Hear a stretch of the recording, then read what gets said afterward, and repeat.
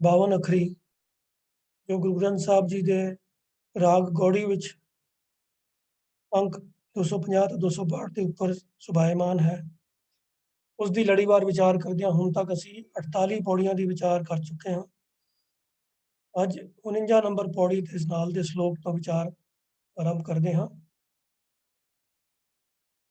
ਪੌੜੀ ਨੰਬਰ 49 ਦੇ ਨਾਲ ਜੋ ਸ਼ਲੋਕ ਹੈ, ਖੁਦੀ ਮਿਟੀ ਤਬ ਸੁਖ ਭਏ, ਮਨ ਤਨ ਭਏ ਅਰੋਗ, ਨਾਨਕ ਦ੍ਰਿਸ਼ਟੀ ਆਇਆ ਉਸਤਤ ਕਰਨਾ ਜੋਗ। ਖੁਦੀ ਮਿਟੀ, ਖੁਦੀ ਦਾ ਭਾਵ ਹੈ ਮੈਂ ਦੀ ਭਾਵਨਾ। ਖੁਦ ਦਾ ਅਰਥ ਹੁੰਦਾ ਹੈ ਮੈਂ, ਮੈਨੂੰ ਖੁਦ ਪਤਾ ਹੈ। ਖੁਦ ਲਫ਼ਜ਼ ਆਇਆ ਤੇ ਉਰਦੂ ਤੋਂ ਹੈ। ਖੁਦ ਦਾ अर्थ है मैं, तो खुद ही हो गई मैं वाला स्वभाव भाव हम है। खुदी मिटी तब सुख पहे, मन तन पहे अरोग। तो कल भी जो ਅਸੀਂ ਪੌੜੀਆਂ ਦੀ ਵਿਚਾਰ ਕੀਤੀ ਸੀ ਉਹਦੇ ਵਿੱਚ ਵੀ ਗੁਰੂ ਸਾਹਿਬ ਨੇ ਹਉਮੈ ਨੂੰ ਮਿਟਾਉਣ ਦੀ ਹੀ ਗੱਲ ਸਮਝਾਈ ਸੀ।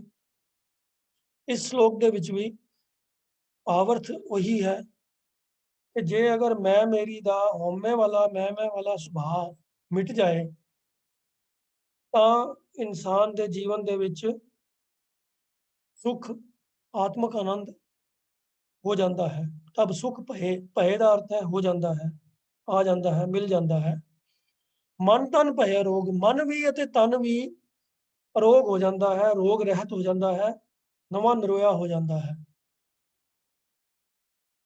ਔਰ ਸਭ ਤੋਂ ਵੱਡੀ ਚੀਜ਼ ਕੀ ਹੁੰਦੀ ਹੈ ਕਿ ਜਦੋਂ ਮੈਂ ਮੇਰੀ ਦੀ ਹਉਮੈ ਦੀ ਭਾਵਨਾ ਮਿਟਦੀ ਹੈ ਤਾਂ ਸ਼ਲੋਕ ਦੀ ਅਗਲੀ ਪੰਕਤੀ 'ਚ ਗੁਰੂ ਸਾਹਿਬ ਗੱਲ ਸਮਝਾ ਰਹੇ ਹਨ ਕਿ ਨਾਨਕ ਦ੍ਰਿਸ਼ਟੀ ਆਇਆ ਉਸਤਤ ਕਰਨਾ ਜੋਗ।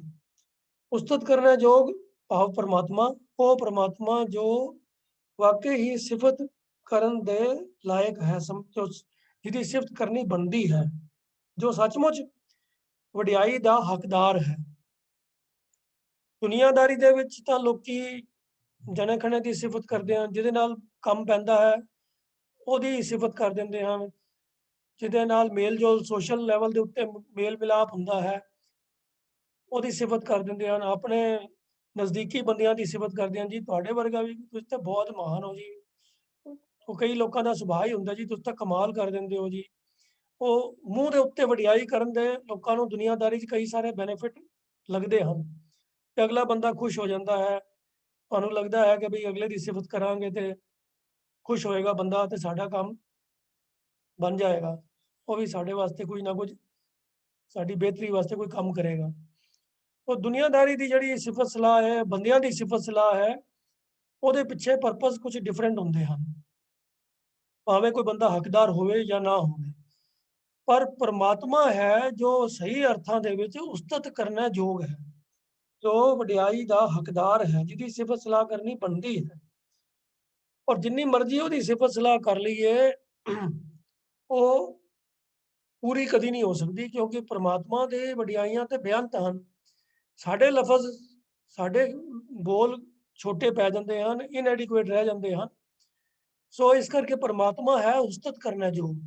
ਤੇ ਇੱਥੇ ਗੁਰੂ ਸਾਹਿਬ ਕਹਿ ਰਹੇ ਹਨ ਕਿ ਜਿਨ੍ਹਾਂ ਦੇ ਅੰਦਰੋਂ ਮੈਂ ਮੇਰੀ ਦੀ ਹਉਮੈ ਦੀ ਭਾਵਨਾ ਮਿਟ ਜਾਂਦੀ ਹੈ ਉਹਨਾਂ ਦੇ ਜੀਵਨ ਦੇ ਵਿੱਚ ਆਤਮਿਕ ਆਨੰਦ ਆ ਜਾਂਦਾ ਹੈ, ਮਨ ਤੇ ਤਨ ਦੋਵੇਂ ਨਰੋਏ ਹੋ ਜਾਂਦੇ ਹਨ। ਤੇ ਇਸ ਤੋਂ ਇਲਾਵਾ ਹੋਰ ਹੁੰਦਾ ਕੀ ਹੈ, ਨਾਨਕ ਦ੍ਰਿਸ਼ਟੀ ਆਇਆ ਉਸਤਤ ਕਰਨਾ ਯੋਗ। ਉਹਨਾਂ ਨੂੰ ਹਰ ਥਾਂ ਦੇ ਉੱਤੇ ਪਰਮਾਤਮਾ ਨਜ਼ਰ ਆਉਣਾ ਸ਼ੁਰੂ ਹੋ ਜਾਂਦਾ ਹੈ। ਪਰਮਾਤਮਾ ਸਹੀ ਅਰਥਾਂ 'ਚ ਉਹਨਾਂ ਨੂੰ ਸਰਵ ਵਿਆਪਕ ਮਹਿਸੂਸ ਹੋਣ ਲੱਗ ਪੈਂਦਾ ਹੈ। ਉਹ ਇੰਟੈਲੈਕਚੁਅਲ ਲੈਵਲ ਦੇ ਉੱਤੇ, ਦਿਮਾਗੀ ਪੱਧਰ ਦੇ ਉੱਤੇ ਤਾਂ ਬੜੇ ਲੋਕਾਂ ਨੂੰ ਇਹ ਗੱਲ ਪਤਾ ਹੁੰਦੀ ਹੈ ਕਿ ਪਰਮਾਤਮਾ ਸਰਵ ਵਿਆਪਕ ਹੈ, ਇਹ ਉਹਦਾ ਗੁਣ ਹੈ। ਪਰ ਪਰਮਾਤਮਾ ਨੂੰ ਸਰਵ ਵਿਆਪਕ ਸਹੀ ਅਰਥਾਂ ਦੇ ਵਿੱਚ ਜਾਣਨਾ, ਮਹਿਸੂਸ ਕਰਨਾ, ਇਹ ਹਰ ਕਿਸੇ ਦਾ ਕੰਮ ਨਹੀਂ ਹੁੰਦਾ। ਬੜੇ ਲੋਕਾਂ ਪਾਸੋਂ ਤੁਸੀਂ ਇਹੋ ਜਿਹੀ ਸਟੇਟਮੈਂਟ ਸੁਣੀ ਹੋਏਗੀ, ਮੈਂ ਗੁਰਦੁਆਰੇ ਖੜਾ ਮੈਂ ਝੂਠ ਨਹੀਂ ਬੋਲਦਾ। ਉਹਦੇ ਪਿੱਛੇ ਭਾਵਨਾ ਕੀ ਹੈ, ਵੀ ਗੁਰਦੁਆਰੇ ਤੋਂ ਬਾਹਰ ਮੈਂ ਝੂਠ ਬੋਲ ਲੈਂਦਾ ਹਾਂ। ਬਈ ਗੁਰਦੁਆਰੇ ਦੇ ਬਾਹਰ ਰੱਬ ਨਹੀਂ ਹੈਗਾ, ਜਾਂ ਤੁਹਾਨੂੰ ਰੱਬ ਦੀ ਹਾਜ਼ਰੀ ਦਾ ਕੋਈ ਡਰ ਨਹੀਂ ਹੈ, ਤੁਹਾਨੂੰ ਸਿਰਫ ਗੁਰਦੁਆਰੇ ਦੀ ਬਿਲਡਿੰਗ ਦਾ ਡਰ ਹੈ। तो भावना अंदर वो होनी चाहिए कि परमात्मा सर्व व्यापक है, अंग संग है, ते परमात्मा पासों कुछ छुपिया नहीं है, वो अंतर्जामी है। तो फिर झूठ कित्थे बोलना ते कित्थे नहीं बोलना, ये कंसिडरेशन आंदी ही क्यों है? सो श्लोक ਦੇ ਅੰਦਰ ਗੁਰੂ ਸਾਹਿਬ ਇਹ ਜੋ ਸਿਧਾਂਤ ਸਾਨੂੰ ਸਮਝਾ ਰਹੇ ਹਨ ਕਿ ਪਰਮਾਤਮਾ ਦੀ ਸਰਵ ਵਿਆਪਕਤਾ ਦਾ ਅਹਿਸਾਸ ਵੀ ਉਹਨਾਂ ਨੂੰ ਹੀ ਪ੍ਰਾਪਤ ਹੁੰਦਾ ਹੈ ਜਿਨ੍ਹਾਂ ਦੇ ਅੰਦਰੋਂ ਹਉਮੈ ਦੀ ਭਾਵਨਾ ਮਿਟ ਜਾਂਦੀ ਹੈ, ਜਿਨ੍ਹਾਂ ਦੇ ਅੰਦਰੋਂ ਖੁਦ ਹੀ ਮੈਂ ਮੇਰੀ ਦੀ ਭਾਵਨਾ ਮਿਟ ਜਾਂਦੀ ਹੈ। ਤੇ ਉਹਨਾਂ ਨੂੰ ਇਹ ਵੀ ਬੈਨੀਫਿਟ ਹੋ ਜਾਂਦਾ ਹੈ ਕਿ ਫਿਰ ਉਹਨਾਂ ਦਾ ਜੀਵਨ ਸੁਖਮਈ ਹੋ ਜਾਂਦਾ ਹੈ, ਆਤਮਕ ਆਨੰਦ ਵਾਲਾ ਹੋ ਜਾਂਦਾ ਹੈ। ਮਨ ਅਤੇ ਤਨ ਜਿਹੜੇ ਹਨ ਉਹ ਵੀ ਨਵੇਂ ਨਿਰੋਏ ਹੋ ਜਾਂਦੇ ਹਨ, ਰੋਗ ਰਹਿਤ ਹੋ ਜਾਂਦੇ ਹਨ। ਮਨ ਰੋਗੀ ਹੋਵੇ ਤੇ ਤਨ ਤਾਂ ਰੋਗੀ ਹੋ ਹੀ ਜਾਂਦਾ ਹੈ, ਤੇ ਜੇ ਤਨ ਰੋਗੀ ਹੋਵੇ ਤੇ ਮਨ ਵੀ ਥੋੜਾ ਬਹੁਤ ਅਸਰ ਕਬੂਲਦਾ ਹੈ ਤੇ ਢਹਿੰਦੀ ਕਲਾ ਵੱਲ ਜਾਂਦਾ ਹੈ। ਸੋ ਮਨ ਔਰ ਤਨ ਦੋਵੇਂ ਹੀ ਅਰੋਗ ਹੋਣ ਤਾਂ ਹੀ ਬੰਦਾ ਚੜ੍ਹਦੀ ਕਲਾ ਦੇ ਵਿੱਚ ਰਹਿ ਸਕਦਾ ਹੈ। ਇਹ ਸਭ ਕੁਝ ਹੋ ਸਕਦਾ ਹੈ ਜੇ ਹਉਮੈ ਤੋਂ ਤਿਆਗ ਕੀਤਾ ਜਾਵੇ, ਆਪਣੇ ਅੰਦਰੋਂ ਮੈਂ ਦੀ ਹਉਮੈ ਦੀ ਭਾਵਨਾ ਨੂੰ ਮਿਟਾ ਲਿਆ ਜਾਵੇ। ਪਰ ਜਿਵੇਂ ਕੱਲ ਵੀ ਵਿਚਾਰ ਆਈ ਸੀ ਵੀ ਇਹ ਇੰਨਾ ਸੌਖਾ ਕੰਮ ਹੈ ਨਹੀਂ ਹੈ, ਇਹਦੇ ਵਾਸਤੇ ਗੁਰੂ ਦੀ ਗਾਈਡੈਂਸ, ਗੁਰੂ ਦੀ ਸ਼ਰਨ 'ਚ ਪੈਣਾ ਬਹੁਤ ਜ਼ਰੂਰੀ ਕਰਮ ਹੈ। ਗੁਰੂ ਦੀ ਸ਼ਰਨ 'ਚ ਪੈ ਕੇ ਹੀ, ਗੁਰੂ ਦੀ ਸਿੱਖਿਆ ਦੇ ਅਨੁਸਾਰ ਹੀ ਚੱਲ ਕੇ ਇਸ ਹਉਮੈ ਤੋਂ ਛੁਟਕਾਰਾ ਪਾਇਆ ਜਾ ਸਕਦਾ ਹੈ। ਆਓ ਪੌੜੀ ਵਿੱਚ ਹੁਣ ਅੱਗੇ ਗੁਰੂ ਸਾਹਿਬ ਫਰਮਾਉਂਦੇ ਹਨ,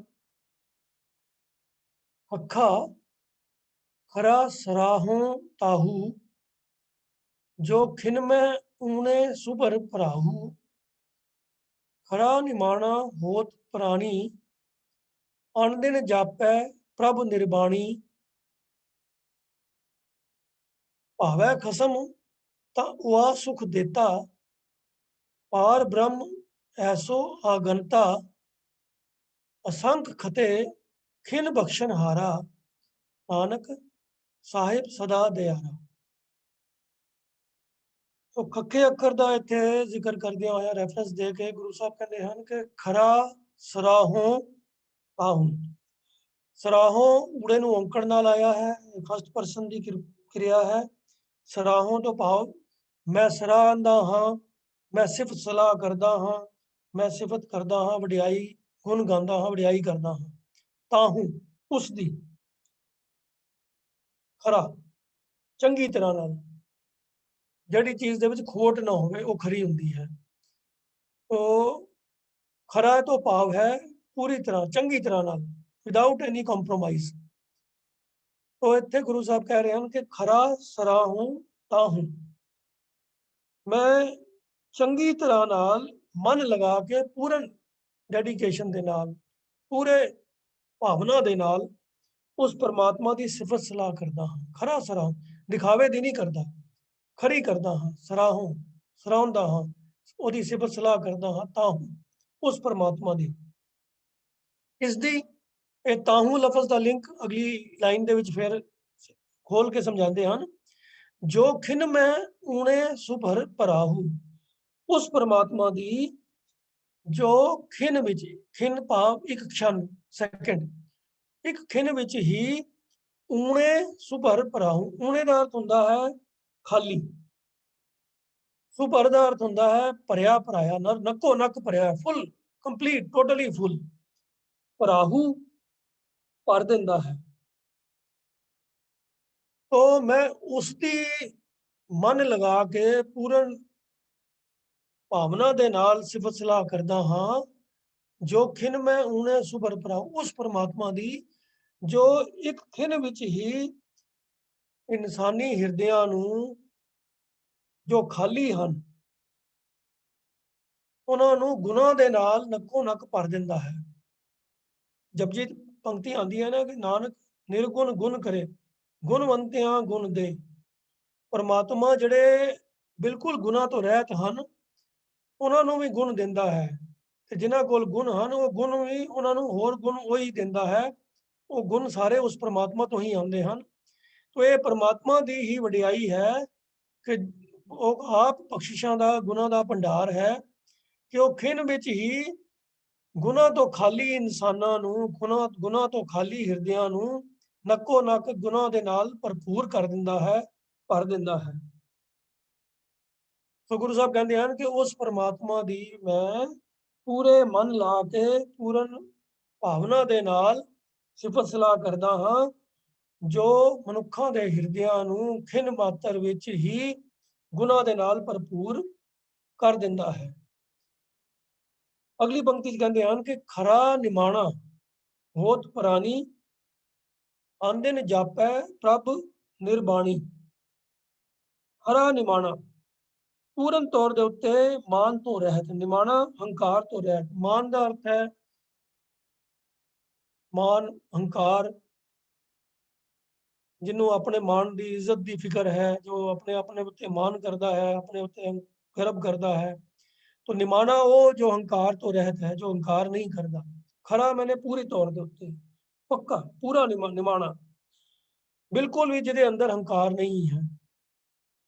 तो गुरु साहब कहते हैं कि जेड़ा मनुख चंगी तरह नाल पूरी तरह नाल हंकार तो रहत हो जाता है, निमाना हो जाता है। खरा निमाना होत प्राणी, प्राणी प्राणधारी प्राणी इंसान, तो वो की करता है कि अन दिन जापै प्रभ ਨਿਰਬਾਣੀ। ਨਿਰਬਾਣ ਦਾ ਅਰਥ ਹੁੰਦਾ ਹੈ ਵਾਸ਼ਨਾ ਤੋਂ ਰਹਿਤ, ਕਾਮਨਾ ਤੋਂ ਰਹਿਤ। ਜਿਵੇਂ ਗੁਰਬਾਣੀ ਜੀ ਇੱਕ ਹੋਰ ਜਗ੍ਹਾ ਵੀ ਪੰਕਤੀ ਆਉਂਦੀ ਹੈ, ਨਿਰਬਾਣ ਕੀਰਤਨ ਗਾਵੋ ਕਰਤੇ ਕਾ। ਭਾਵ ਕੀ ਹੈ, ਕਿਸੇ ਕਾਮਨਾ ਤੋਂ ਰਹਿਤ ਹੋ ਕੇ, ਵਾਸ਼ਨਾ ਤੋਂ ਰਹਿਤ ਹੋ ਕੇ ਪ੍ਰਭੂ ਦੀ ਸਿਫਤ ਸਲਾਹ ਕਰੋ। ਨਿਰਬਾਣ ਕੀਰਤਨ ਦਾ ਭਾਵ ਵੀ ਵਾਸ਼ਨਾ ਤੋਂ ਰਹਿਤ ਹੋ ਕੇ। ਭਾਵ ਕੀ ਹੈ ਕਿ ਜੇ ਪ੍ਰਭੂ ਦੀ ਸਿਫਤ ਸਲਾਹ ਕਰਨੀ ਹੈ ਤੇ ਕਿਸੇ ਕਾਮਨਾ ਤੋਂ, ਕਿਸੇ ਵਾਸ਼ਨਾ ਦੇ ਅਧੀਨ ਹੋ ਕੇ ਨਾ ਕਰੋ। ਸਿਫਤ ਸਲਾਹ ਕਰਨੀ ਹੈ ਇਸ ਕਰਕੇ ਸਿਫਤ ਸਲਾਹ ਕਰੋ, ਕਿਉਂਕਿ ਉਹ ਸਿਫਤ ਸਲਾਹ ਕਰਨ ਦੇ ਯੋਗ ਹੈ। ਜਿਵੇਂ ਸ਼ਲੋਕ ਵਿੱਚ ਵੀ ਗੁਰੂ ਸਾਹਿਬ ਨੇ ਫਰਮਾਇਆ ਹੈ ਨਾ ਕਿ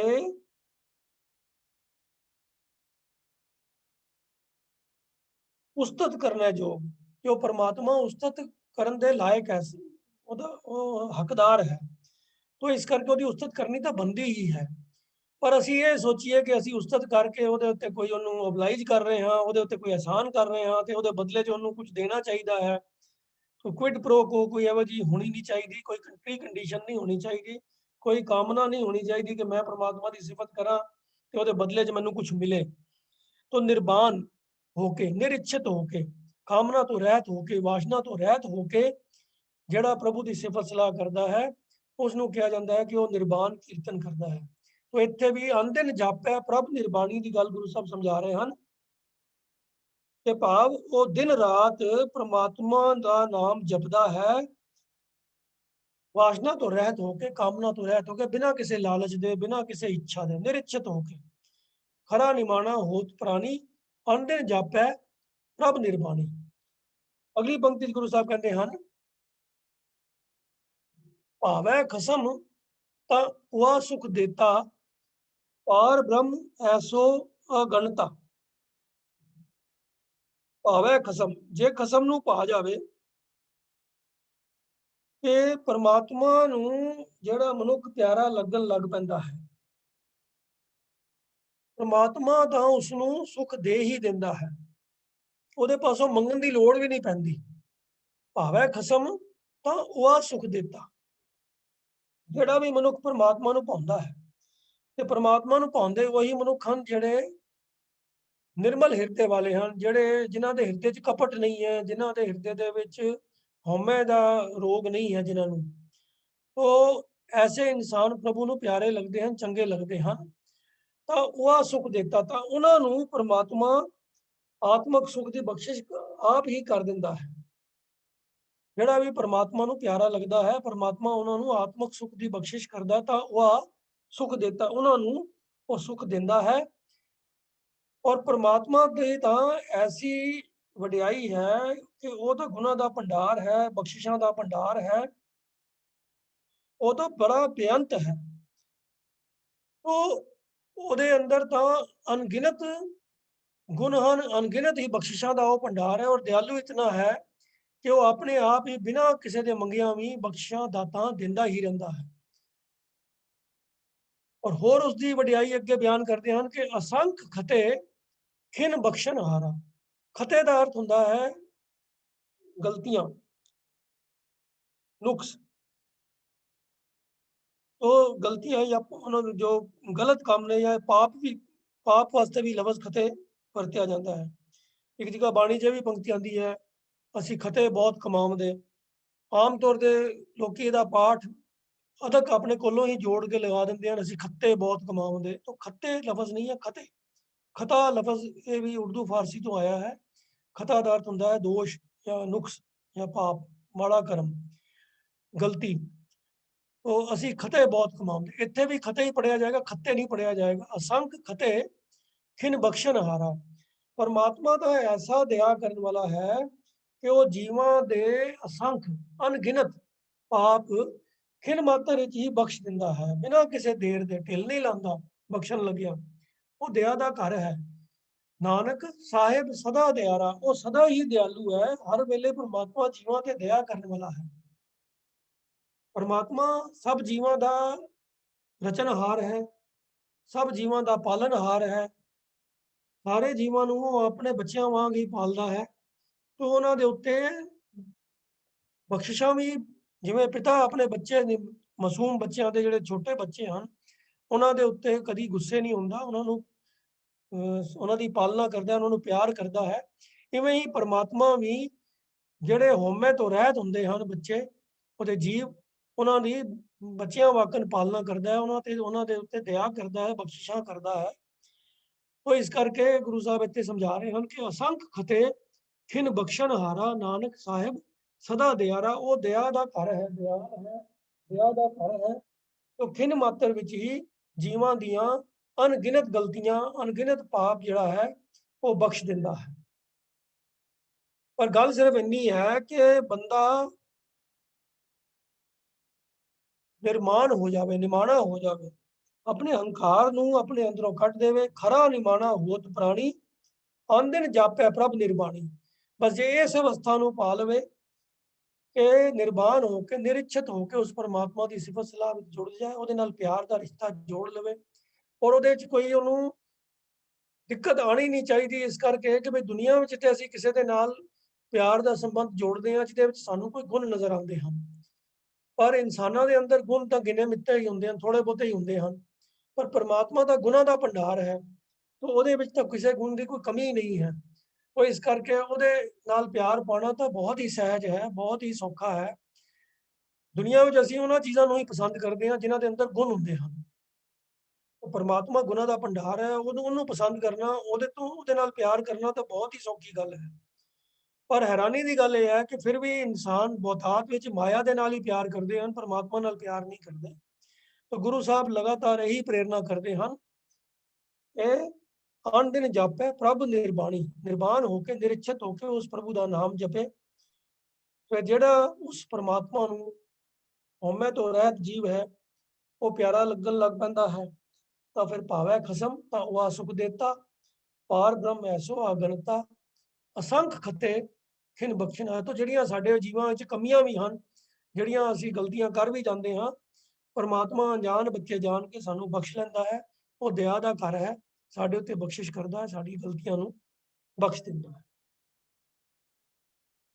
ਅਗਲਾ ਜੋ ਪੌੜੀ ਦੇ ਨਾਲ ਸ਼ਲੋਕ ਹੈ, 50 ਨੰਬਰ ਪੌੜੀ ਦੇ ਨਾਲ ਸ਼ਲੋਕ, ਸਤ ਕਹੂੰ ਸੁਨ ਮਨ ਮੇਰੇ, ਸ਼ਰਨ ਪਰੋ ਹਰ ਰਾਏ, ਉਕਤ ਸਿਆਣਪ ਸਗਲ ਤਿਆਗ, ਨਾਨਕ ਲਏ ਸਮਾਏ।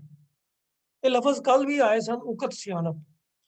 ਉਕਤ ਉਕਤੀਆਂ, ਯੁਕਤੀਆਂ, ਦਲੀਲਾਂ, ਸਿਆਣਪਾਂ, ਇਹਨਾਂ ਦੇ ਤਿਆਗ ਕਰਨ ਦੀ ਗੱਲ ਕੱਲ ਵੀ ਗੁਰੂ ਸਾਹਿਬ ਨੇ ਕੀਤੀ ਸੀ। ਜਿਹੜੀ ਕੱਲ ਅਸੀਂ ਪੌੜੀਆਂ ਵਿਚਾਰੀਆਂ ਸਨ, ਉਹਨਾਂ ਵਿੱਚ ਵੀ ਇਹ ਗੱਲ ਦਾ ਜ਼ਿਕਰ ਆਇਆ ਸੀ। ਅੱਜ ਵੀ ਸ਼ਲੋਕ ਦੇ ਅੰਦਰ ਗੁਰੂ ਸਾਹਿਬ ਸਮਝਾ ਰਹੇ ਹਨ, ਮਨ ਨੂੰ ਸੰਬੋਧਨ ਕਰਕੇ ਕਹਿੰਦੇ ਹਨ, ਸੁਣ ਮਨ ਮੇਰੇ ਸਤ ਕਹੂੰ, ਸੁਣ ਮਨ ਮੇਰੇ, ਮੈਂ ਸੱਚ ਕਹਿ ਰਿਹਾ ਹਾਂ। ਇਹ ਮੇਰੇ ਮਨ, ਇਹ ਗੱਲ ਧਿਆਨ ਦੇ ਕੇ ਸੁਣ।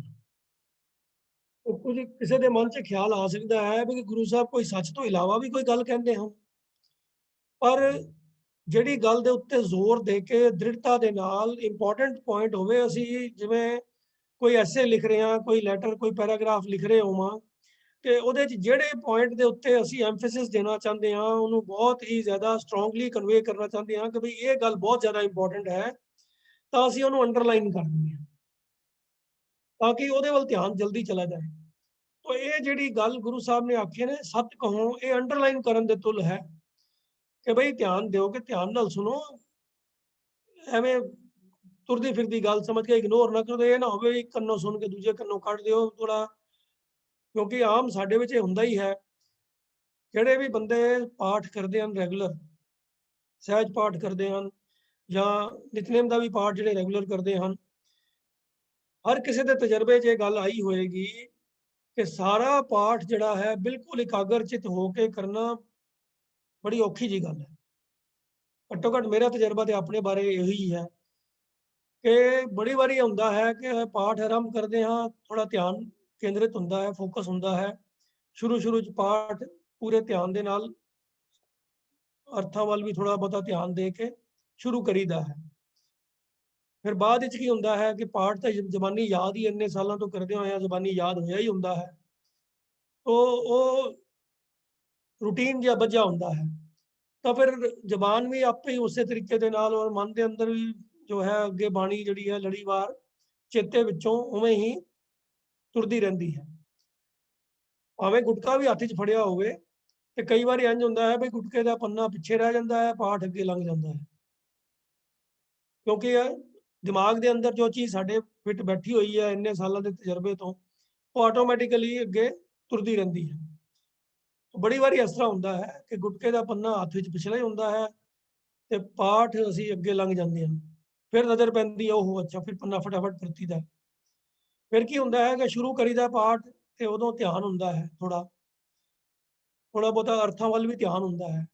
ਫਿਰ ਉਹ ਰੂਟੀਨ ਵਿੱਚ ਬੰਦੇ ਦਾ ਮਨ ਗਿੱਝਿਆ ਹੁੰਦਾ ਹੈ, ਉਹ ਚੱਲਦਾ ਰਹਿੰਦਾ ਤੇ ਨਾਲ ਬੈਕਗ੍ਰਾਉਂਡ 'ਚ ਕੋਈ ਹੋਰ ਵੀ ਖਿਆਲ ਫੁਰਨੇ ਆਉਣੇ ਸ਼ੁਰੂ ਹੋ ਜਾਂਦੇ ਨੇ। ਤੇ ਪਾਠ ਚੱਲੀ ਜਾਂਦਾ ਰਵਾਂ ਰਵੀ, ਸਾਨੂੰ ਪਤਾ ਹੀ ਨਹੀਂ ਲੱਗਦਾ ਕਿ ਵੀ ਅਸੀਂ ਨਾਲ ਕੁਝ ਹੋਰ ਵੀ ਸੋਚਣਾ ਸ਼ੁਰੂ ਕਰ ਦਿੱਤਾ ਹੈ। ਕੋਈ ਆਸ-ਪਾਸ ਦੁਨੀਆ ਦੀਆਂ ਕੋਈ ਬੀਤੀ ਹੋਈ ਘਟਨਾ, ਕੋਈ ਆਲੇ-ਦੁਆਲੇ ਜੋ ਜਿੱਥੇ ਨਜ਼ਰ ਪਈ ਹੁੰਦੀ ਹੈ, ਕੋਈ ਉਹਦੇ ਬਾਰੇ ਗੱਲ ਦਿਮਾਗ 'ਚ ਆ ਜਾਂਦੀ ਹੈ ਤੇ ਉਹ ਮਨ ਵਿੱਚ ਨਾਲ ਉਹ ਦੂਜੇ ਵੀ ਖਿਆਲ ਤੁਰੀ ਜਾਂਦੇ ਹਨ। ਪਰ ਪਾਠ ਦਾ ਕਿਉਂਕਿ ਸਾਡਾ ਰੂਟੀਨ ਸੈੱਟ ਹੋਇਆ ਹੁੰਦਾ ਹੈ, ਉਹਦੇ 'ਚ ਵਿਘਨ ਨਹੀਂ ਪੈਂਦਾ, ਅਨਲੈਸ ਕਿ ਬਈ ਕੋਈ ਐਸੀ ਤੁਕ ਆ ਜਾਵੇ ਜਿੱਥੇ ਕੋਈ ਰਲਦੇ ਮਿਲਦੇ ਲਫ਼ਜ਼ ਹੋਣ ਤੇ ਉੱਥੇ ਭੁੱਲਣ ਦਾ ਖਤਰਾ ਹੋਵੇ, ਤੇ ਫਿਰ ਜਾਂ ਤਾਂ ਅਸੀਂ ਭੁੱਲ ਕੇ ਜੰਪ ਮਾਰ ਜਾਂਦੇ ਹਾਂ ਤੇ ਜਾਂ ਫਿਰ ਉੱਥੇ ਅੜ ਜਾਂਦੇ ਹਾਂ। ਫਿਰ ਧਿਆਨ ਵਾਪਸ ਸਾਡਾ ਖਿੱਚਿਆ ਜਾਂਦਾ ਹੈ ਤੇ ਫਿਰ ਉਹ ਅੱਛਾ ਅਸੀਂ ਇੰਨੀ ਪੌੜੀ ਤੇ ਪਹੁੰਚ ਗਿਆ, ਮੈਂ ਤੇ ਅਜੇ ਚੌਥੀ ਪੌੜੀ ਤੇ ਹੀ, ਜਦੋਂ ਮੈਂ ਲਾਸਟ ਧਿਆਨ 'ਚ ਪਿਆ ਸੀਗਾ ਤੇ ਹੁਣ ਤੇ ਮੈਂ 9ਵੀਂ ਪੌੜੀ 10ਵੀਂ ਪੌੜੀ ਤੇ ਆ ਗਿਆ। ਇਹ ਆਮ ਸਾਡੇ ਨਾਲ, ਐਟਲੀਸਟ ਮੇਰੇ ਨਾਲ ਤਾਂ ਕਈ ਵਾਰੀ ਇਹ ਕੁਝ ਵਾਪਰ ਚੁੱਕਾ ਹੈ। ਉਹ ਫਿਰ ਵਾਪਸ ਧਿਆਨ ਆਉਂਦਾ ਹੈ ਕਿ ਬਈ ਹਾਂ ਕਿ ਪਾਠ ਮੇਰਾ ਧਿਆਨ ਉਖੜ ਗਿਆ ਸੀਗਾ, ਰਿਅਲਾਈਜ਼ ਕਰ ਲਈਦਾ ਹੈ। ਤੋ ਇਸ ਕਰਕੇ ਮਨ ਇਕਾਗਰਤਾ ਹਰ ਵੇਲੇ ਬਰਾਬਰ ਨਹੀਂ ਹੁੰਦੀ। ਤੋ ਇਸ ਚੀਜ਼ ਨੂੰ ਗੁਰੂ ਸਾਹਿਬ ਭਲੀ ਭਾਂਤ ਸਮਝਦੇ ਹਨ। ਤੋ ਉਹਨਾਂ ਨੂੰ ਵੀ ਰਿਅਲਾਈਜ਼ ਹੁੰਦਾ ਹੈ ਕਿ ਇਨਸਾਨ ਆਫਟਰ ਆਲ ਗਲਤੀਆਂ ਦਾ ਪੁਤਲਾ ਹੈ। ਇਨਸਾਨ ਦੀ ਹਰ ਵੇਲੇ ਇਕਾਗਰਤਾ ਉਨੀ ਜ਼ਿਆਦਾ ਨਹੀਂ ਹੁੰਦੀ। ਤੋ ਕਿਸੇ ਵੇਲੇ ਧਿਆਨ ਨੂੰ ਕੇਂਦਰਿਤ ਕਰਨ ਵਾਸਤੇ ਬੰਦੇ ਨੂੰ ਆਵਾਜ਼ ਵੀ ਮਾਰਨੀ ਹੁੰਦੀ। ਜਦੋਂ ਅਸੀਂ ਆਪਸ 'ਚ ਵੀ ਗੱਲਬਾਤ ਕਰਦੇ ਹਾਂ ਤੇ ਅਸੀਂ ਦੇਖਦੇ ਹਾਂ ਕਿ ਬੰਦਾ ਸਾਡੀ ਗੱਲ ਸੁਣ ਰਿਹਾ ਹੈ, ਪਰ ਸਾਨੂੰ ਕਦੀ-ਕਦੀ ਸ਼ੱਕ ਜਿਹਾ ਪੈਂਦਾ ਹੈ ਕਿ ਵੀ ਹੋ ਸਕਦਾ ਇਹਦੇ ਮਨ 'ਚ ਨਾ ਕੁਝ ਖਿਆਲ ਹੋਰ ਵੀ ਚੱਲ ਰਹੇ ਨੇ, ਪਤਾ ਨਹੀਂ ਪੂਰੇ ਧਿਆਨ ਨਾਲ ਸੁਣ ਰਿਹਾ ਕਿ ਨਹੀਂ ਸੁਣ ਰਿਹਾ। ਤਾਂ ਅਸੀਂ ਫਿਰ ਉਹਨਾਂ ਨੂੰ ਆਵਾਜ਼ ਦੇ ਕੇ ਉਹਦਾ ਨਾਮ ਲੈ ਕੇ, ਭਰਾ ਜੀ ਮੇਰੀ ਗੱਲ ਸੁਣੋ, ਸਮਝ ਗਏ ਹੋ ਨਾ ਮੇਰੀ ਗੱਲ, ਮੈਂ ਕੀ ਆਖ ਰਿਹਾ ਹਾਂ। ਫਿਰ ਅਸੀਂ ਉਹਦੇ ਕੋਲੋਂ ਕਨਫਰਮੇਸ਼ਨ ਲੈਂਦੇ ਆ ਵੀ ਹਾਂ ਮੇਰੀ ਗੱਲ ਸਮਝ ਆ ਗਈ ਹੈ ਨਾ। ਤੋ ਇਹ ਤਾਂ ਆਮ ਦੁਨੀਆਦਾਰੀ ਦੀ ਗੱਲਾਂ ਦੀ ਹੈ, ਪਰ ਇੱਥੇ ਤਾਂ ਪ੍ਰਭੂ ਦੀ ਗੱਲ ਹੋ ਰਹੀ ਹੈ। ਇੱਥੇ ਤਾਂ ਮਨ ਦੀ ਅਵਸਥਾ ਨੂੰ ਚੇਂਜ ਕਰਨ ਦੀ ਗੱਲ ਹੋ ਰਹੀ ਹੈ, ਜਿਹੜੀ ਆਪਣੇ ਆਪ ਵਿੱਚ ਇੱਕ ਬਹੁਤ ਵੱਡਾ ਅਹਿਮ ਮਸਲਾ ਹੈ, ਪਰ ਉਹ ਹੈ ਵੀ ਬੜਾ ਔਖਾ ਮਸਲਾ ਹੈ। ਤੋ ਗੁਰੂ ਸਾਹਿਬ ਇੱਥੇ ਇਹ ਗੱਲ ਸਾਨੂੰ ਜ਼ੋਰ ਦੇ ਕੇ ਦ੍ਰਿੜ ਕਰਾਉਣੀ ਚਾਹੁੰਦੇ ਹਨ, ਤਾਂ ਉੱਥੇ ਅੰਡਰਲਾਈਨ ਕਰਨ ਵਾਸਤੇ ਜਿਵੇਂ ਉਹ ਇਹ ਲਫ਼ਜ਼ ਇਸਤੇਮਾਲ ਕਰ ਰਹੇ ਹਨ ਕਿ ਸੱਤ ਕਹੋ। ਤੋ ਇਹ ਲਫ਼ਜ਼ ਪੜ੍ਹ ਕੇ ਸਾਡੇ ਮਨ 'ਚ ਕਦੀ ਵੀ ਸ਼ੰਕਾ ਸ਼ੁਬਾ ਆਉਣਾ ਨਹੀਂ ਚਾਹੀਦਾ ਕਿ ਬਈ ਸੱਤ ਤੋਂ ਇਲਾਵਾ ਵੀ ਕਦੀ ਕੋਈ ਗੱਲ ਗੁਰੂ ਸਾਹਿਬ ਕਰਦੇ ਹਨ। ਸਭ ਗੱਲਾਂ ਸੱਤ ਹੀ ਹੁੰਦੀਆਂ ਹਨ, ਪਰ ਇੱਥੇ ਜ਼ੋਰ ਦੇ ਕੇ ਐਮਫੈਸਿਸ ਦੇ ਕੇ ਗੁਰੂ ਸਾਹਿਬ ਕਹਿ ਰਹੇ ਹਨ ਵੀ ਸੱਚ ਕਹਿ ਰਿਹਾ, ਜ਼ਰਾ ਇੰਪੋਰਟੈਂਟ ਗੱਲ ਹੈ, ਧਿਆਨ ਨਾਲ ਸੁਣ ਮਨ ਮੇਰੇ, ਮੈਂ ਸੱਚ ਕਹਿ ਰਿਹਾ ਹਾਂ। ਇਹ ਤੇਰੇ ਵਾਸਤੇ ਜੋ ਬਹੁਤ ਜ਼ਰੂਰੀ ਕਰਨ ਵਾਲਾ ਕੰਮ ਹੈ ਉਹ ਹੈ ਕਿ ਸ਼ਰਨ ਪਰੋ ਹਰਿ ਨਾਇ, ਤੁਸੀਂ ਉਸ ਪਰਮਾਤਮਾ ਦੀ ਹੀ ਸ਼ਰਨ ਵਿੱਚ ਪੈ ਜਾਓ। ਤੇ ਉਕਤ ਸਿਆਣਪ ਸਗਲ ਤਿਆਗ, ਨਾਨਕ ਲਏ ਸਮਾਏ। ਤੇ ਆਪਣੀਆਂ ਸਿਆਣਪਾਂ, ਆਪਣੀਆਂ ਦਲੀਲ ਬਾਜ਼ੀਆਂ ਦਾ ਤਿਆਗ ਕਰੋ। ਜੇ ਕੁਝ ਕਰੋਗੇ ਤੇ ਉਹ ਪਰਮਾਤਮਾ ਤੁਹਾਨੂੰ ਆਪਣੇ ਚਰਨਾਂ ਵਿੱਚ ਜੋੜ ਲਏਗਾ। ਲਏ ਸਮਾਏ, ਆਪਣੇ ਵਿੱਚ ਸਮਾ ਲਏਗਾ, ਤੁਹਾਨੂੰ ਆਪਣੇ ਨਾਲ ਮੇਲ ਲਏਗਾ। ਬੜੀ ਅਹਿਮ ਗੱਲ ਕੀਤੀ ਗੁਰੂ ਸਾਹਿਬ ਨੇ ਕਿ ਸਾਡੇ ਜੀਵਨ ਦਾ ਮਕਸਦ ਹੈ ਪਰਮਾਤਮਾ ਦੇ ਨਾਲ ਅਭੇਦ ਹੋਣਾ, ਇਕਮਿਕ ਹੋਣਾ। ਇਹ ਉਹ ਇਕਮਿਕ ਉਹੀ ਹੋ ਸਕਦਾ ਹੈ ਜਿੱਥੇ ਗੁਣਾਂ ਦੀ ਸਾਂਝ ਹੋਵੇ। ਤੋ ਜੋ ਗੁਣ ਪਰਮਾਤਮਾ ਵਿੱਚ ਹਨ ਉਹ ਗੁਣ ਸਾਡੇ 'ਚ ਵੀ ਹੋਣਗੇ ਤਾਂ ਹੀ ਇਕਮਿਕ ਹੋ ਸਕਦੇ ਆ, ਵੈਸੇ ਤਾਂ ਹੋ ਨਹੀਂ ਸਕਦੇ। ਤੇ ਪਰਮਾਤਮਾ ਦੇ ਜਿੰਨੇ ਗੁਣ ਹਨ ਉਹਨੇ ਗੁਣ ਅਸੀਂ ਆਪਣੇ ਯਤਨ, ਆਪਣੀ ਸਿਆਣਪ, ਆਪਣੀ ਚਤੁਰਾਈ, ਆਪਣੀ ਅਕਲ ਵਰਤ ਕੇ ਆਪਣੇ ਐਫਰਟ ਨਾਲ ਤੇ ਕਦੀ ਵੀ ਨਹੀਂ ਸਾਰੇ ਹਾਸਲ ਕਰ ਸਕਦੇ। ਸਾਡੇ ਵੱਸ ਦੀ ਗੱਲ ਹੀ ਨਹੀਂ ਹੈ, ਇੰਨੇ ਗੁਣ ਅਸੀਂ ਕਿੱਥੋਂ ਹਾਸਲ ਕਰਾਂਗੇ। ਇਹ ਤਾਂ ਬਖਸ਼ਿਸ਼ ਹੀ ਹੈ, ਪਰਮਾਤਮਾ ਕਰ ਦੇਵੇ ਤੇ ਆਪਣੇ ਨਾਲ ਮੇਲ ਲਵੇ।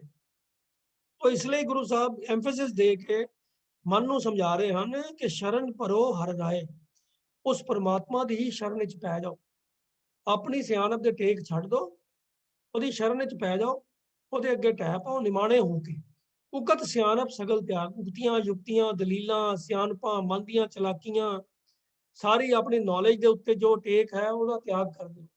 ਇਹ ਗੱਲ ਕੱਲ ਵੀ ਅਸੀਂ ਵਿਚਾਰ ਕੀਤੀ ਸੀ ਕਿ ਦੁਨੀਆਦਾਰੀ ਦੇ ਕੰਮਾਂ ਦੇ ਵਾਸਤੇ ਸਾਨੂੰ ਕਈ ਤਰ੍ਹਾਂ ਦੇ ਨੌਲੇਜ ਦੀ ਜ਼ਰੂਰਤ ਮਹਿਸੂਸ ਹੁੰਦੀ ਹੈ, ਔਰ ਉਹ ਨੌਲੇਜ ਸਾਨੂੰ ਐਕਵਾਇਰ ਕਰਨਾ ਵੀ ਚਾਹੀਦਾ ਹੈ, ਉਹਦੇ 'ਚ ਕੋਈ ਬੁਰਾਈ ਨਹੀਂ ਹੈ। ਸਾਨੂੰ ਲੈਂਗੁਏਜਸ ਵੀ ਪੜ੍ਹਨੀਆਂ ਚਾਹੀਦੀਆਂ ਨੇ, ਸਾਨੂੰ ਟੈਕਨੀਕਲ ਸਬਜੈਕਟਸ ਵੀ ਪੜ੍ਹਨੇ ਚਾਹੀਦੇ ਨੇ, ਜਿਹੜੀਆਂ ਫਿਜ਼ੀਕਲ ਸਕਿੱਲਸ ਹੈਗੀਆਂ ਨੇ, ਹੈਂਡ ਵਾਲੀਆਂ ਸਕਿੱਲਸ ਨੇ, ਹੋਰ ਤਰੀਕੇ ਦੀ ਵੀ ਸਕਿੱਲਸ ਨੇ, ਉਹ ਸਾਰੀਆਂ ਸਾਨੂੰ ਲੋੜ ਮੁਤਾਬਕ ਸਮਝਣੀਆਂ ਚਾਹੀਦੀਆਂ, ਐਕਵਾਇਰ ਕਰਨੀਆਂ ਚਾਹੀਦੀਆਂ ਨੇ, ਔਰ ਉਹਨਾਂ ਦਾ ਇਸਤੇਮਾਲ ਵੀ ਕਰਨਾ ਚਾਹੀਦਾ। ਉਹ ਸਾਡੀ ਦੁਨੀਆਦਾਰੀ ਦੇ ਕੰਮਾਂ ਦੇ ਵਿੱਚ ਸਾਡੀ ਮਦਦ ਕਰਦੀਆਂ ਨੇ, ਸਾਨੂੰ ਆਪਣੀ ਉਪਜੀਵਕਾ ਕਮਾਉਣ ਵਾਸਤੇ, ਧਨ ਪਦਾਰਥ ਦੀ ਕਮਾਈ ਕਰਨ ਵਾਸਤੇ ਸਹਾਈ ਹੁੰਦੀਆਂ ਨੇ, ਤੇ ਉਹਨਾਂ ਦਾ ਉੱਥੇ ਆਪਣਾ ਰੋਲ ਹੈ। ਪਰ ਗੱਲ ਜਿੱਥੇ ਚੱਲ ਰਹੀ ਹੈ ਪਰਮਾਤਮਾ ਦੇ ਨਾਲ ਮਿਲਾਪ ਦੀ ਔਰ ਹਉਮੈ ਨੂੰ ਕੱਟਣ ਦੀ, ਹਉਮੈ ਨੂੰ ਆਪਣੇ ਅੰਦਰੋਂ ਕੱਢਣ ਦੀ, ਤਾਂ ਉੱਥੇ ਸਿਆਣਪ ਚਤੁਰਾਈ ਨੇ ਕਿਸੇ ਕੰਮ ਨਹੀਂ ਆਉਣਾ, ਕਿਸੇ ਦੁਨਿਆਵੀ ਸਕਿੱਲ ਨੇ ਉੱਥੇ ਕੰਮ ਨਹੀਂ ਆਉਣਾ। ਨਾ ਲੈਂਗੁਏਜ ਦੀ ਸਕਿੱਲ, ਨਾ ਮੈਥਮੈਟਿਕਸ ਦੀ ਸਕਿੱਲ, ਨਾ ਕਿਸੇ ਹੋਰ ਟੈਕਨੀਕਲ ਸਬਜੈਕਟ ਦੀ ਸਕਿੱਲ ਨੇ, ਕਿਸੇ ਚੀਜ਼ ਨੇ ਕੰਮ ਨਹੀਂ ਆਉਣਾ। ਤੋ ਇਸ ਲਈ ਗੁਰੂ ਸਾਹਿਬ ਉੱਥੇ ਕਹਿ ਰਹੇ ਨੇ ਕਿ ਉੱਥੇ ਇਹ ਉਗਤੀਆਂ ਯੁਕਤੀਆਂ ਸਿਆਣਪਾਂ ਜਿਹੜੀਆਂ ਨੇ ਇਹਨਾਂ ਦੇ ਉੱਤੇ ਜੇ ਭਰੋਸਾ ਰੱਖੇਗਾ ਤੇ ਤੇਰੇ ਪੱਲੇ ਫੇਲਿਅਰ ਹੀ ਪਏਗਾ। ਤੋ ਇਸ ਕਰਕੇ ਪਰਮਾਤਮਾ ਦੇ ਨਾਲ ਮਿਲਾਪ ਵਾਸਤੇ, ਹਉਮੈ ਦਾ ਤਿਆਗ ਕਰਨ ਵਾਸਤੇ ਸਭ ਤੋਂ ਪਹਿਲਾ ਸਟੈਪ ਹੈ ਕਿ ਉਕਤ ਸਿਆਣਪ ਸਗਲ ਤਿਆਗ। ਇਹ ਕਰਕੇ ਉਹਦੀ ਸ਼ਰਨ ਵਿੱਚ ਪੈ ਜਾਓਗੇ ਤਾਂ ਨਾਨਕ ਲਏ ਸਮਾਏ, ਉਹ ਆਪਣੇ ਨਾਲ ਤੁਹਾਨੂੰ ਮਿਲਾ ਲਏਗਾ, ਆਪਣੇ ਵਿੱਚ ਲੀਨ ਕਰ ਲਏਗਾ। ਉਹ ਕਿਤੇ ਗੱਲ ਕਰਕੇ ਹੁਣ ਅੱਗੇ ਪੌੜੀ ਦੇ ਵਿੱਚ ਫਿਰ ਗੁਰੂ ਸਾਹਿਬ ਅੱਗੇ ਇਸੇ ਸਬਜੈਕਟ ਨੂੰ ਅੱਗੇ ਐਕਸਪਲੇਨ ਕਰਦੇ ਹਨ। ਤਾਂ ਪੌੜੀ ਵਿੱਚ ਕਹਿੰਦੇ ਹਨ,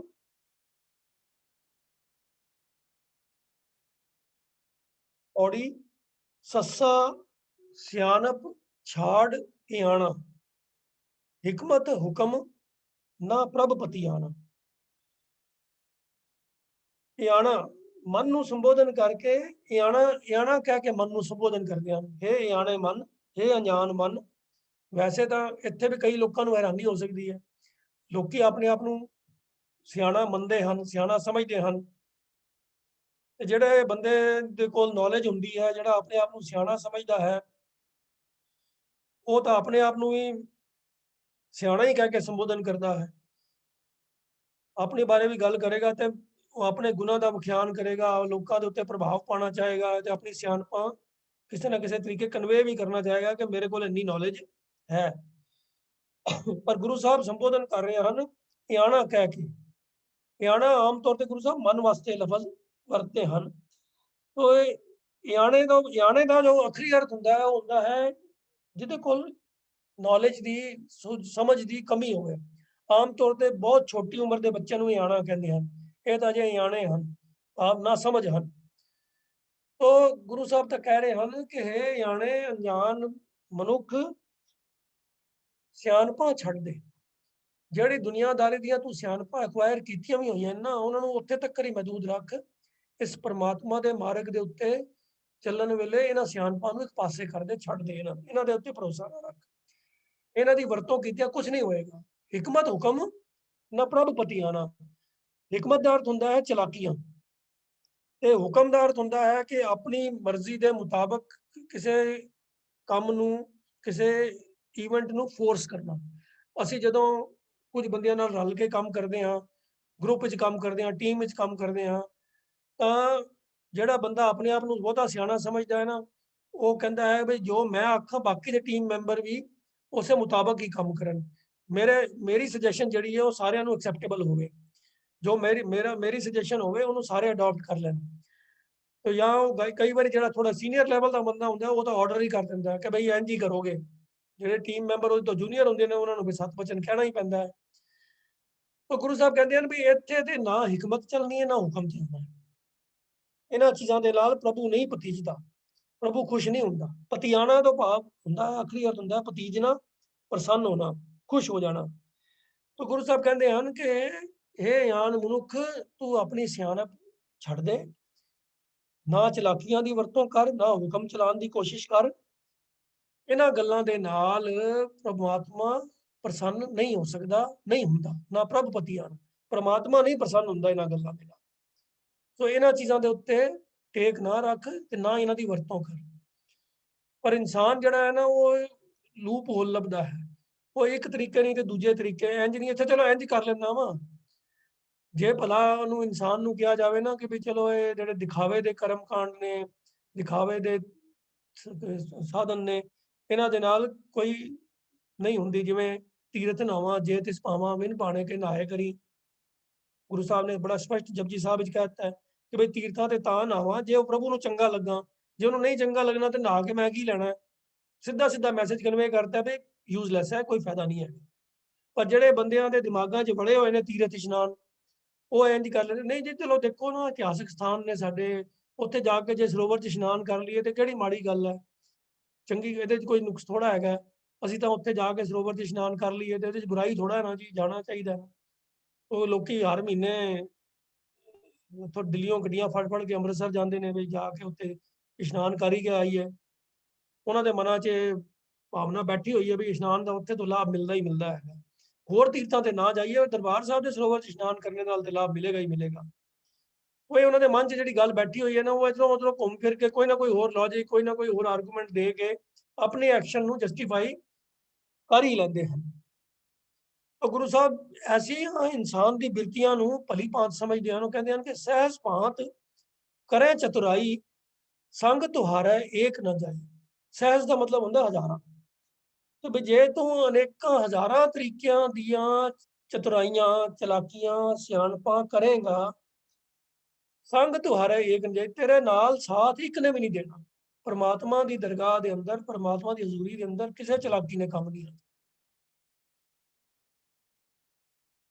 तो ये जो हिकमत, हुक्म, चतुराई, सियाणप, ये सारे लफज जिहड़े ने इस पौड़ी गुरु साहब ने वरत के ते इन्हां सब नूं रिजेक्ट किया है।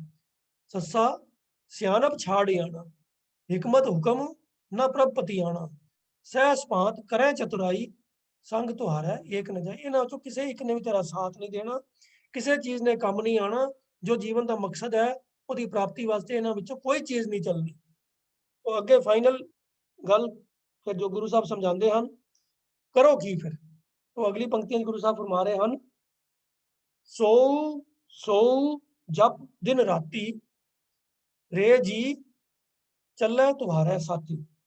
भाई संग तुम्हारे एक ना जाई, ये चतुराइयां सियाणपां हिकमतां हुक्म दे बारे सीगा। संग तुम्हारे एक ना जाए, तो संग की जाएगा ते की करन लायक काम है, वो गुरु साहब उन्हें पंक्तियां समझा रहे हैं कि सो सो जप दिन राती। सो उस प्रभु नूं, उसे नूं ही, सिर्फ उसे नूं ही जप दिन राती। दिन रात उहदा नाम अपने हिरदे विच टिका लै, उहदी याद नूं अपने हिरदे च वसा लै। रे जी, हे मेरे जीव, हे मेरे मन, सुन लै, समझ लै, ये चीज है जिहड़ी तेरे नाल चलेगी। चले तुहारे साथी, तुहारे तेरे साथी, साथ तेरे नाल चलेगी। ये प्रभु का नाम ही है जो तेरे संग सहाई है, तेरे नाल चलेगा। तो इस करके दिन रात उस प्रभु का नाम ही चेते विच रख।